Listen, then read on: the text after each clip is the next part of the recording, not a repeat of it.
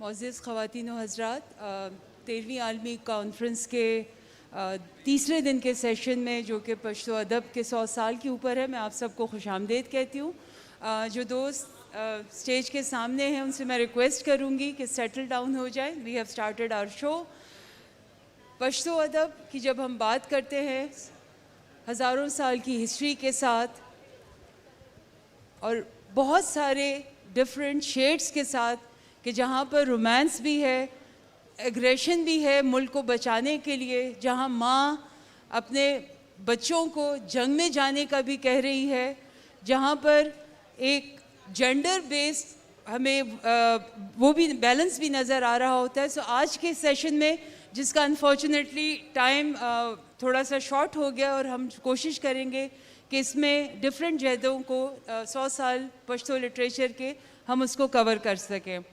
ہمارے آج کے سیشن کے معزز مہمان پشتو ادب کی ملک کی بہت جانی مانی شخصیت ہیں، پوئٹ ہیں، لٹریچر سے گہرا تعلق ہے، کرٹک ہیں، ایجوکیشنسٹ ہیں، ریسنٹلی بہت کام کیا ہے اور presidential award pride of performance بھی حاصل کر چکے ہیں۔ آپ سب کی بہت ساری تالیوں میں ڈاکٹر عباسین یوسفزئی صاحب۔ جی ڈاکٹر صاحب۔ شکریہ ڈاکٹر صاحبہ، بہت شکریہ۔ معزز خواتین و حضرات، مجھے جو موضوع دیا گیا ہے اور جو وقت مجھے دیا گیا تھا اس کو آدھا کر کے دیا جا رہا ہے، قبل اس کے کہ چٹباری یا کیا کہتے ہیں ہمیں باقاعدہ بار بار بتایا جائے کہ بس کریں، تو میں کوشش کروں گا کہ کم سے کم وقت میں اس کو سمیٹ لوں۔ مجھے نہیں لگتا کہ کہاں سے میں شروع کروں، کیونکہ نظم، غزل، لوک گیت، آزاد و مورا نظمیں، انشائیہ، سفرنامہ، خاکہ، تاریخ و سوانح، رپورتاج، تراجم، مقالہ، تنقید، ڈرامہ، افسانہ، ناول، اخبارات و رسائل میں چھپنے والا ادب، فلمی ادب اور کئی اور شاخیں ہیں۔ میں کہاں سے شروع کروں؟ ہر ایک صنف ادب کے لیے الگ الگ وقت مقرر کیا جانا چاہیے تھا۔ پشتو ادب کے 100 سال موضوع کے لیے 100 سال درکار ہیں۔ اگر یہ ممکن نہیں ہے تو 100 سالوں کے ادب پر بحث کے لیے کم سے کم 100 گھنٹے چاہیے تھے، مگر مجھے چند منٹوں کا وقت دیا گیا ہے، تو بے وقت ضائع کیے بغیر میری کوشش یہ ہوگی کہ میں، چونکہ پشتو ادب ہے، پشتو کو سمجھنے والوں کی تعداد یہاں بہت کم ہے، تو میں آپ کو کچھ نمونے ادب کے پڑھ کر سنانا چاہوں گا تاکہ آپ کچھ اندازہ آپ کو ہو جائے۔ لیکن پشتو ناول سے آغاز کرتے ہیں، افسانوی ادب سے۔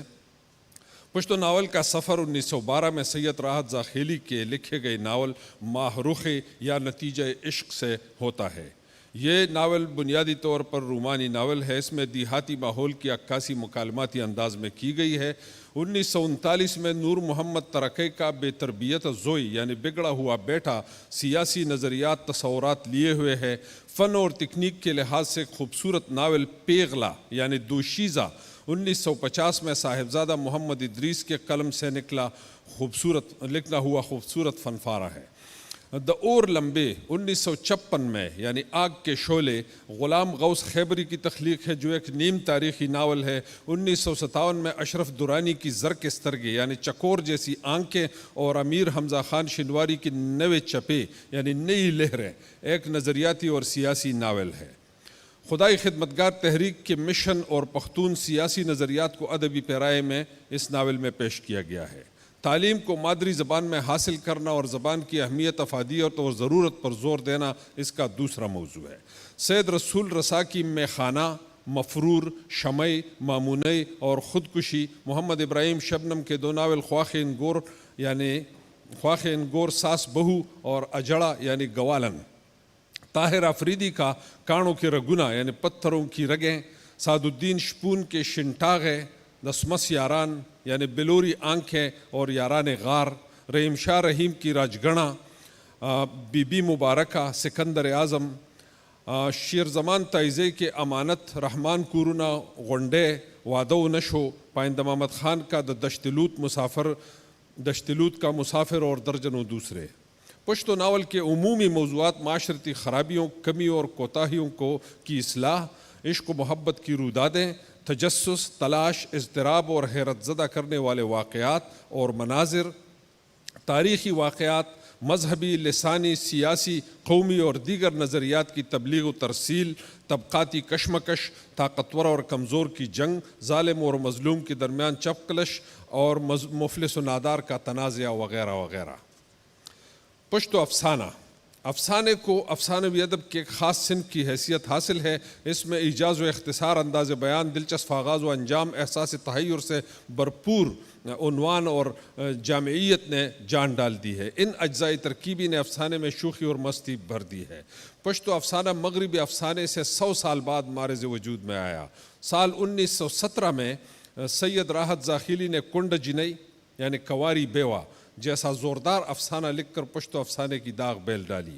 اب تک اس میدان میں خاطر خواہ کام ہوا ہے، جس میں کئی شہرا فاق افسانہ نگاروں کے نام آتے ہیں: مولوی احمد، منشی احمد جان، حسن خان سوز، اشراف حسین احمد، نادر خان بزمی، گل افضل خان، سمندر خان سمندر، زیتون بانو، ہمیش خلیل، میر مہدی شام مہدی، قیوم مروت، در محمد کاسی، طاہر افریدی، قلندر مومن، نور الامین یوسف زئی، صفیہ حلیم، فاروق سرور اور سینکڑوں ایسے نام جنہوں نے بطور افسانہ نگار نام کمایا، اور درجنوں دوسرے نام شامل ہیں جنہوں نے پشتو افسانے کو عالمی افسانے کے مقابلے میں اعتماد کے ساتھ لا کھڑا کیا۔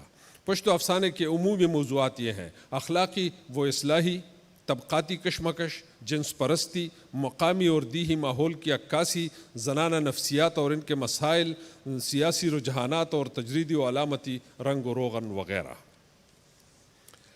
پہلا افسانہ جو لکھا گیا اس سے 2 اقتباسات میں آپ کی خدمت میں پیش کروں گا۔ یہ 1917 میں لکھا گیا، اس کا ترجمہ ہے: پختون عورت اور ساس سے یہ پوچھنا کہ مجھے کیوں مارا، یہ درخو کا ایک ایسا گناہ تھا جو ناقابل معافی تھا۔ مرجان کے سینے میں شعلے بڑکنے لگے، زبان نکال کر پورے محلے کو سر پر اٹھا لیا۔ جھوٹی ذلیل مجھے زبان دکھاتی ہے، انگلیوں کے پور سے چھوا ہے تو آسمان سر پہ اٹھا لیا ہے جیسے کسی نے تلوار سے وار کیا ہے۔ تم ایسے پھول کی کھلی تھی تو ماں باپ نے بیاہ کیوں؟ تعویذ بنا کے گلے میں لٹکا لیتے، سوئی میں داغا ڈالنا آتا نہیں اور اتنی لاڈلی بن رہی ہو، کام کی نہ کاج کی، دشمن اناج کی۔ کھانا پکانا پہاڑ دکھائی دیتا ہے، ذرا سی نظریں پھیر لوں تو گھر کے سارے کام دھرے کے دھرے رہ جاتے ہیں۔ درخو خوبصورتی اور گرداری کی ماہر، میکے میں سب کی آنکھوں کا نور، ہم جولیا کہتی تھی کہ اس کی باتوں میں جادو ہے، سب پر اثر کرتا ہے۔ اب بھی اس کی پرانی سہیلیاں کبھی عید کے دن جمع ہو جاتی تو اس کی باتیں یاد کرتی تھی۔ اپنے گاؤں میں درخو کے اخلاق و کردار کے قصے مشہور تھے، مگر افسوس کہ غلط پختون رسومات نے اس کی قسمت میں تاریکیاں بھر دی۔ اس کی قسمت پر اندھیرے چھا گئے۔ 15 برس کی عمر میں 9 سال کے لڑکے سے بیاہی گئی، کنواری بیوہ۔ 15 برس کی عمر میں 9 سال کے لڑکے سے بیاہی گئی۔ اس کا باپ پیسوں کی لالچ میں اندھا ہو گیا تھا، خود اپنے منحوس ہاتھوں سے اس کو ڈولی میں ڈال کر اپنے سے دور بیاہ دیا۔ چند مہینوں کے بعد اس پر قیامت ٹوٹی اور وہ بیوہ ہو گئی۔ اس کا اختتامیہ میں پیش کروں گا کیونکہ بڑی لمبی کہانی ہے اور ہمارے پاس ٹائم بھی بہت تھوڑا ہے سیشن کے لیے۔ یہ ہتھوڑا بار بار آپ مجھے نہ ماریں۔ 2.5 سال بیوگی کا سامنا کیا مگر کسی نے میرے غمزدہ شب و روز کو نہ دیکھا۔ اب میری موت ہی بلی۔ دوسری شادی کرتی ہوں تو شرم، کسی سے اپنا حق مانگوں تو شرم، کچھ کہوں تو شرم، میرا اٹھنا بیٹھنا کھانا پینا سب شرم شرم۔ بہتر یہ ہوگا کہ یہ سراپا شرم جلد از جلد فنا ہو جائے۔ سسکیاں: اے دریا تم بڑے پردہ پوش ہو، تمہارا دل بہت بڑا ہے۔ لوگ جب کسی کی دل کی تعریف کرتے ہیں تو کہتے ہیں کہ دریا دل ہے۔ اپنی اس دریا دلی کے واسطے، اللہ اور رسول کے واسطے مجھے اپنے دامن میں سمیٹ لو، مجھے گود میں چھپا لو، مجھے ڈھانپ لو۔ اللہ تعالیٰ کی عظیم دھرتی پر میری کوئی جگہ نہیں، تمہارے آگے ہاتھ جوڑتی ہوں، ایسا نہ ہو کہ تم بھی ساس اور ماں کی طرح دتکار دو۔ اور درخو کی آہوزاری سے دریا کا پگھلتا ہوا دل اسے اپنے دامن میں سمیٹنے کے لیے موجوں کی نیچے زور زور سے دھڑکنے لگا۔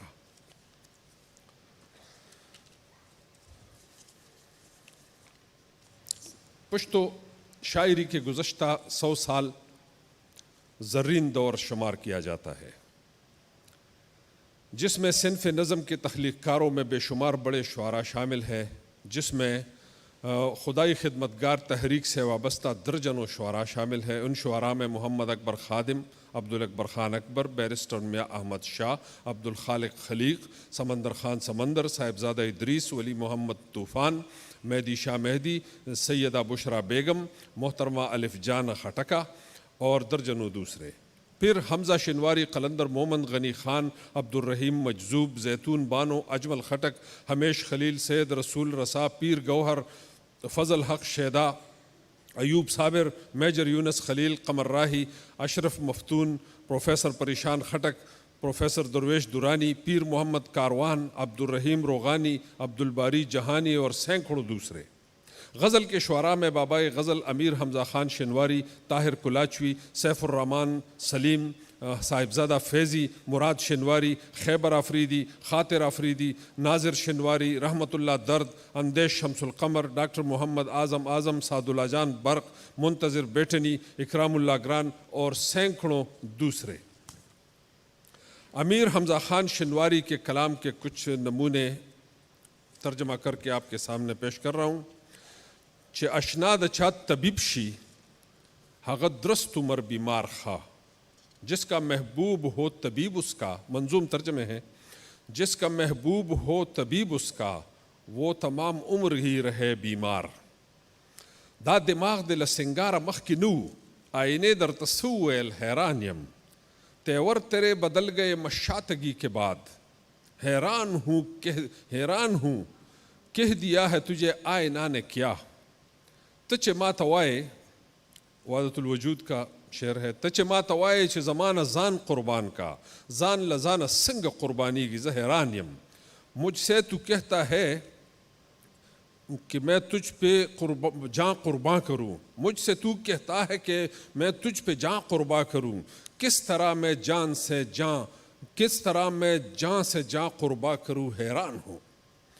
زردیم زلف تد مخ پتما زد ہندوانو نہ کشمیر غواڑم، ہے نظر زلفوں پہ رخ کے واسطے، ہے نظر زلفوں پہ رخ کے واسطے، ہندوؤں سے چاہتا کشمیر ہوں۔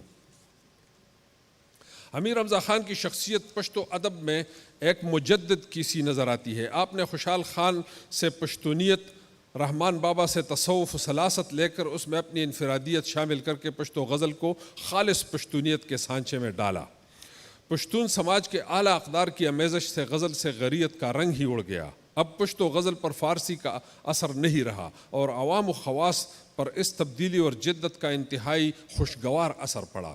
چنانچہ عصر حاضر کے تمام شعراء امیر حمزہ خان کے مقلد نظر آتے ہیں۔ اب ہر غزل گو شاعر کے کلام میں امیر حمزہ خان کا عکس صاف دکھائی دیتا ہے۔ خود ہی فرماتے ہیں، خدای زیات کړی یو په لسه د پښتو د لیلا حسن، بیا زما مینه هم زیاته یو په لسه تر مجنون کا۔ خدا لیلائے پشتو کا بڑھائے حسن 10 گنا، فزوں تر 10 گنا ہو جائے مجنوں سے جنوں میرا۔ ما کوز ورتلے مکړه زما سر نه ټیټېدو، شاید چې په الفت کې هم افغان پاتې کېدم۔ آنکھیں تو جھکی میری مگر جھک نہ سکا سر، شاید مجھے الفت میں بھی افغان ته رہنا۔ دا امید میں دا پختون اشنا نو چھ میلمے لحجرے تلے نہر دے، نہ تھی پشتون سجن سے یہ توقع کہ مہما جائے گا حجرے سے بھوکا۔ سمر پما گران دی دا اشنا لی دل، لاڑا موس راغ لموس بیا زما، ہے اس کی دید مجھ کو کتنی پیاری، گیا تھا آ گیا پھر جا رہا ہوں۔ جام دے نوے ویزاڑا شراب پکار دی، پتازہ بندش کے زوڑ مضمون پکار دے، ہو مضمون وہی بندشے ہو نہیں، نئے جام میں ہو شراب کوہن۔ حسن خدے یو خو پا بار بار چھ مینیگم، دا د خپل وجود خوارا اجزا را ټولوم۔ حسن ہے سب ایک، کیوں ہوتا ہوں عاشق بار بار، یہ تن خود کے پریشاں جز جمع کرتا ہوں میں۔ ستاپا ننگو کے دا حمزہ دا وینو سردی، تشوے دا پختو غزل ازوان زد بابا کڑم۔ تیرے گالوں میں سرخی آ گئی ہے خون حمزہ سے، اے پشتو کی غزل تو نوجوان میں ہو گیا بابا۔ غم د قام چې په سر واخلی هغه سر هغه سردار خ جو اپنی قوم کا غم سر پہ لے لے وہ سر بہتر ہے وہ سردار بہتر. دا چې سم سم را ته قتل نه کوې ښکاري چې تا مې د زړه غلا کړې ده. مجھ سے آنکھیں نہیں ملاتے کیوں میرے دل کے ہو چور شاید تم. اتحاد د زړه د عقل سره څه دی چې بادشاہ او وزیر یو شي کار آسان شي. لازم ہے عقل و دل رہیں آپس میں متحد شاہ و وزیر ایک ہو بہتر رہے گا کام. د وریځې زړه را ډک شو ورېدو ته چا نچوړې په منګل کړې زلف ستا. یہ کس کے دست ناز نے زلفیں نچوڑ دیں بادل کا دل برسنے کو چاہا یہ دیکھ کر. حمزہ نے اردو میں بھی لکھا اور ان کا ایک قطع پیش خدمت ہے. تیرا آئینہ بنتا جا رہا ہوں میں اپنے آپ سے شرما رہا ہوں. تخیل میرا پشتو ہے نظامی کہ اب اردو کو بھی اپنا رہا ہوں. جی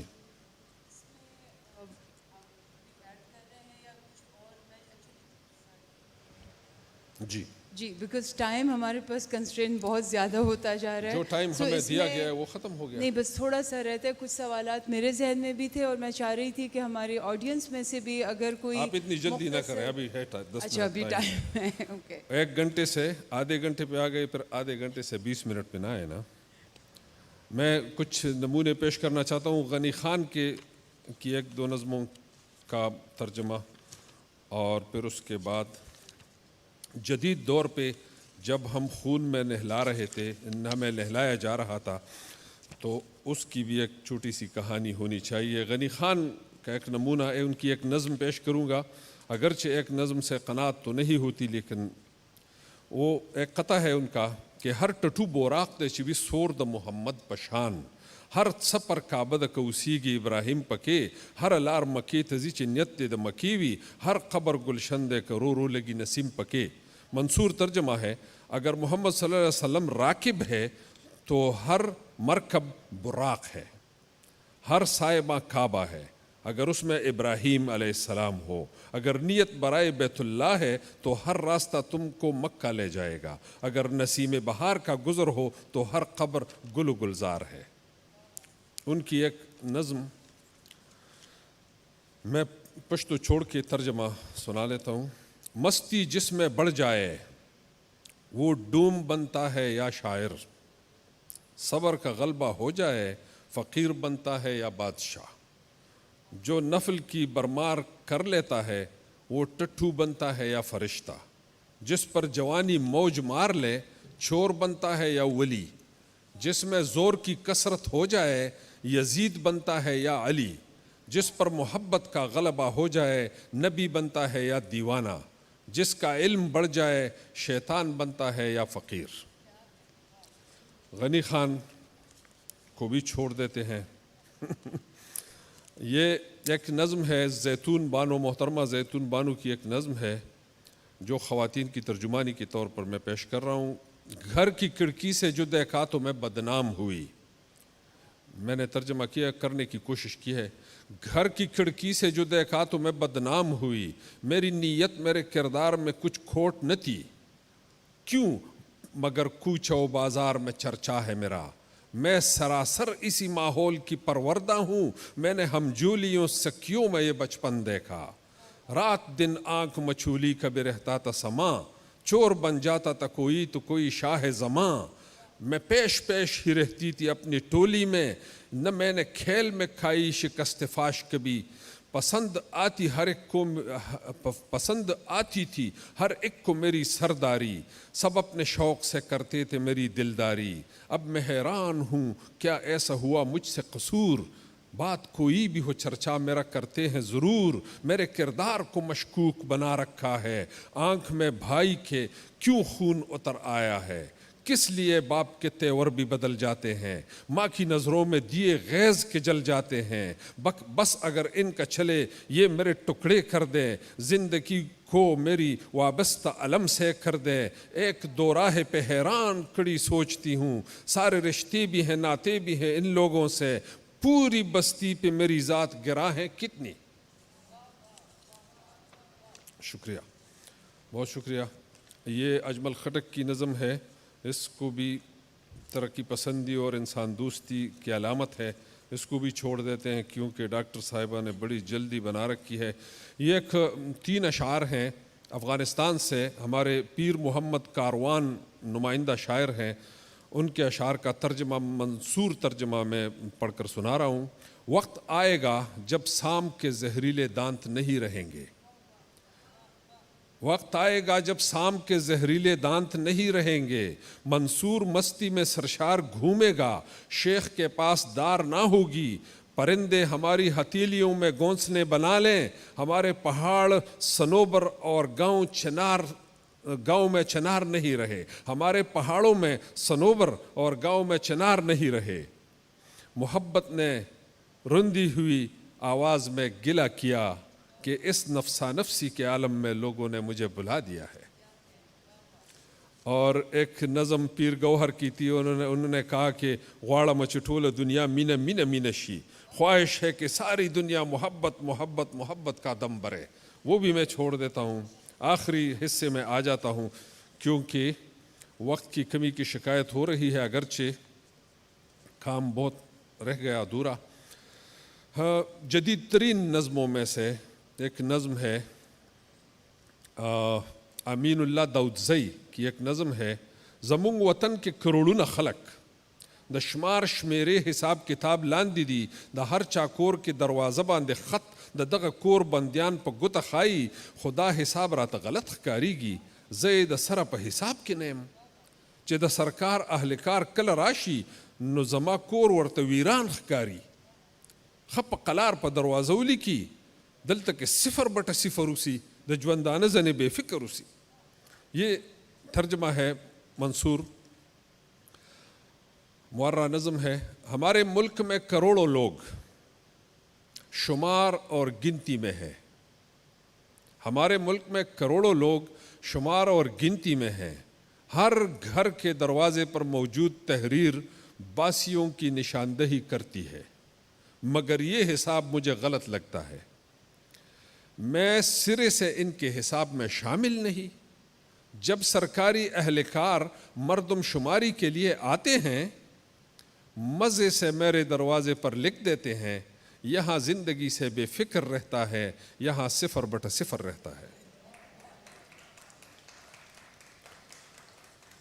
اور جو حالات گزرے ان حالات کی روشنی میں جو ادب تخلیق ہوا، یقین کریں وہ آپ سن کے بس خالی روئیں گے ساتھ۔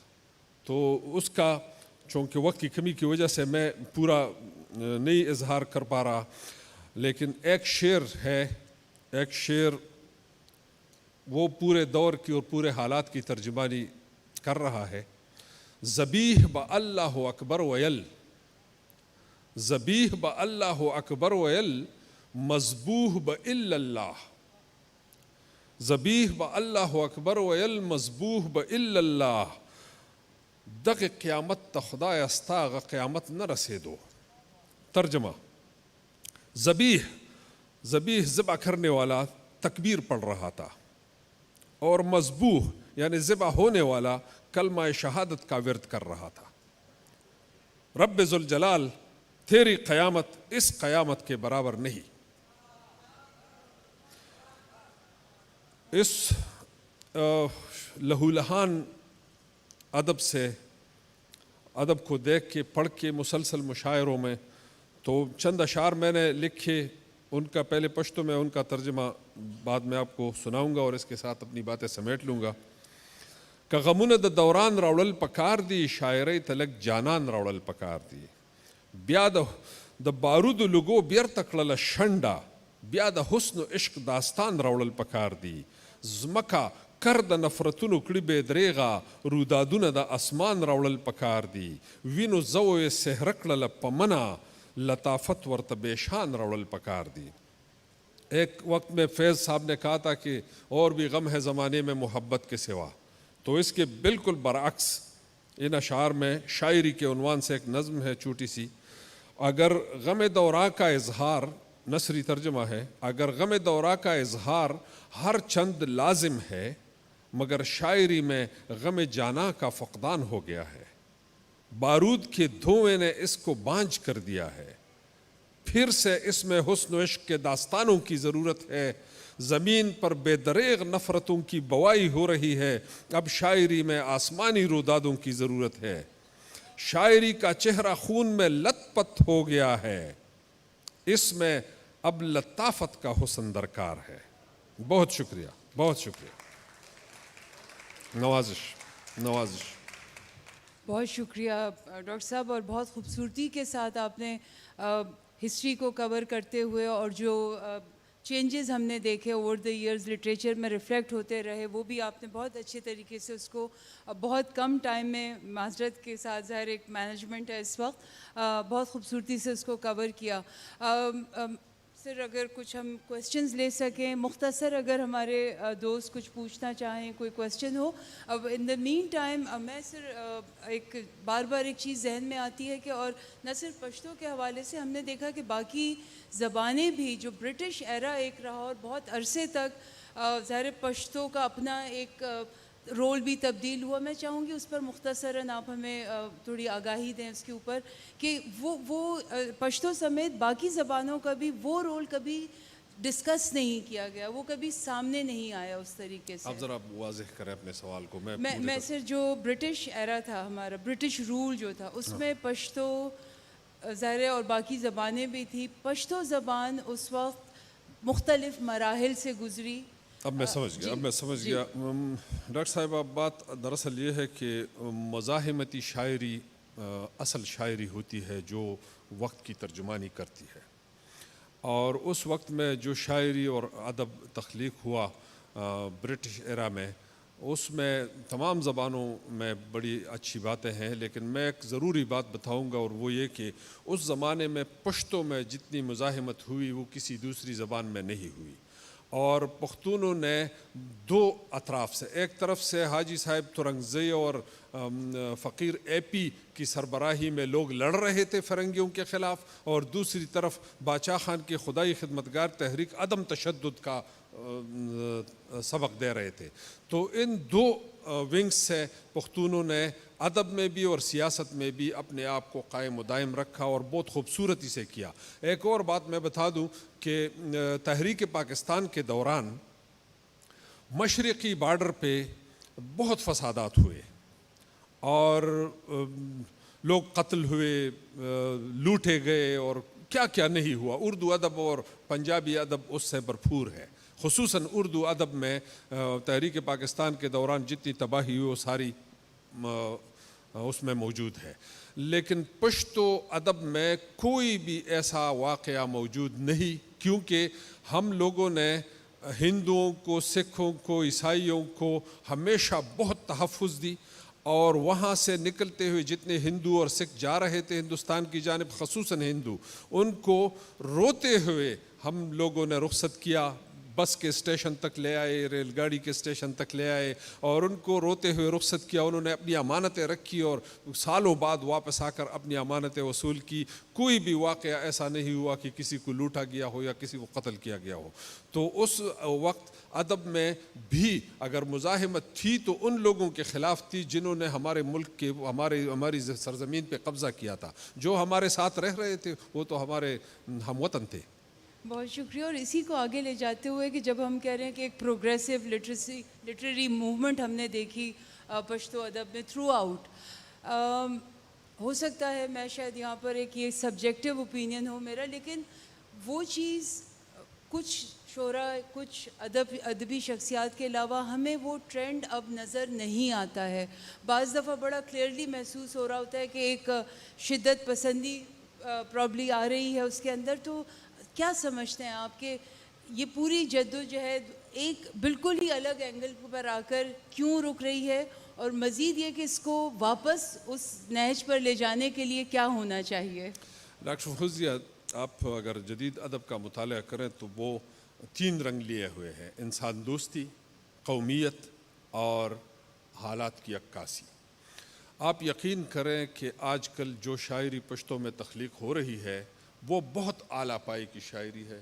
اس میں آپ انسان دوستی کا رنگ بہت گہرا پائیں گی، اور امن کے لیے آواز اٹھانا، جنگ کے خلاف نفرت پھیلانا، لوگوں کو جنگ کے خلاف کرنا، تو آپ مسلسل پشتو ادب کو بہت ہی اعلیٰ انداز سے پائیں گی۔ تو میں سمجھتا ہوں کہ یہ اندازہ بالکل درست نہیں کہ ہم انسان دوستی یا وہ اقدار جو انسانی معاشرے کو آگے تک لے جاتی ہیں ان سے قطعاً ہم محروم نہیں ہیں۔ اور میں پورے وثوق سے کہتا ہوں کہ ہمارے کلچر میں بھی ایسی بات موجود ہے۔ آپ دیکھیں بلوچستان میں جائیں، بلوچ دیکھیں، پختون دیکھیں، اسی طرح آپ دیہاتی علاقوں میں جائیں، آپ کو وہاں نظر آئے گا کہ لوگ ایک دوسرے کا بھی بہت خیال رکھتے ہیں اور اپنے اقدار کا، اپنی اقدار، اپنی روایات اور اپنی ثقافت کے مطابق زندگی گزارتے ہیں۔ اگر کوئی وائلیشن کرتا ہے تو اس کو سزا ملتی ہے۔ ہاں سوری، آپ نے زیتون صاحبہ کا بھی ایک اور بہت خوبصورت طریقے سے جو ایک جینڈر کا رول ہے پورے لٹریچر کے اندر اس کو ریفلیکٹ کیا۔ اور کس طریقے سے دیکھتے ہیں جینڈر کا جو اس وقت ایگزسٹنگ رول ہے؟ ہم جب 100 ایئرس کی بات کر رہے ہیں، 100 سالہ ایک پوری تاریخ کی بات کر رہے ہیں، کیا چینجز آئے، کس طریقے سے، اور آج وہ کس شکل میں موجود ہے؟ اگر سچ بولیں تو پختون معاشرے میں خواتین کو وہ حقوق نہیں دیے گئے، اگرچہ خواتین کو عزت بہت دی جاتی ہے، ان کا بہت خیال رکھا جاتا ہے، لیکن حتیٰ کہ ان کو جائیداد میں بھی کبھی کبھی کچھ لوگ حصہ نہیں دیتے، تو یہ زیادتی ہے۔ اس بارے میں شعراء اور ادباء نے ہمیشہ احتجاج کیا ہے، لکھا گیا ہے، بہت لکھا گیا ہے اور لکھا جا رہا ہے، لیکن اب تعلیم یافتہ معاشرے میں یہ اثرات کم سے کم تر ہوتے چلے جا رہے ہیں۔ آپ دیکھیں اس وقت ہم دونوں موجود ہیں، تو اس کا ثبوت ہے کہ ہم چاہتے ہیں کہ ہمارے معاشرے میں مرد اور عورت ایک ساتھ چلیں، اور معاشرے کی بنیاد میں جس طرح عورت کا ہاتھ ہے اسی طرح مرد کا ہے، بلکہ آج کل تو میں کہوں گا کہ مرد کو صنف نازک ہونا چاہیے۔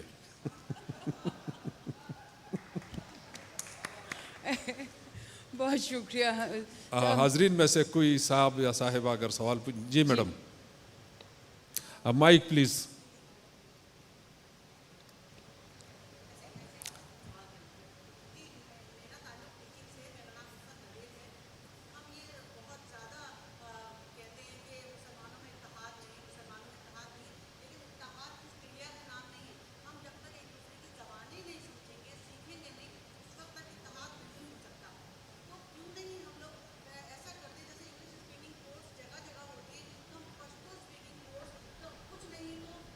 جانا پڑتا ہے، پھر وہ ڈی وی کھولنی پڑتی ہے تو